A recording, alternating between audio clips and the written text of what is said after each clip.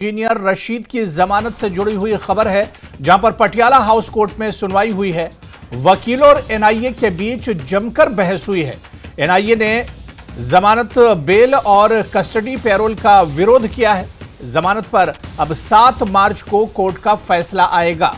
तो इंजीनियर रशीद जो तिहाड़ जेल में बंद है, उनकी जमानत से जुड़ी हुई बड़ी खबर, जहां पर पटियाला हाउस कोर्ट में सुनवाई हुई है। इस मामले पर वकीलों और एनआईए के बीच जमकर बहस हुई है।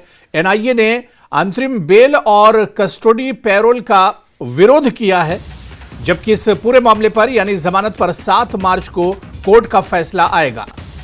तो 7 मार्च को कोर्ट अपना फैसला सुनाएगा, लेकिन इससे पहले आज पटियाला हाउस कोर्ट में इंजीनियर रशीद की जमानत पर सुनवाई हुई है। वकीलों और एनआईए के बीच जमकर बहस हुई है।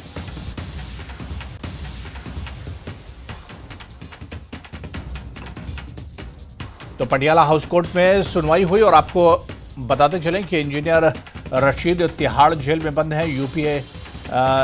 यूएपीए के तहत उन पर मुकदमा चल रहा है और इंजीनियर रशीद की जमानत से जुड़ी हुई बड़ी खबर, इससे पहले भी इंजीनियर रशीद को जमानत मिल चुकी है, लेकिन अंतरिम जमानत के लिए आज वकीलों और एनआईए के वकीलों के बीच जमकर बहस हुई है, क्योंकि एनआईए ने अंतरिम बेल और कस्टडी पैरोल का विरोध किया है।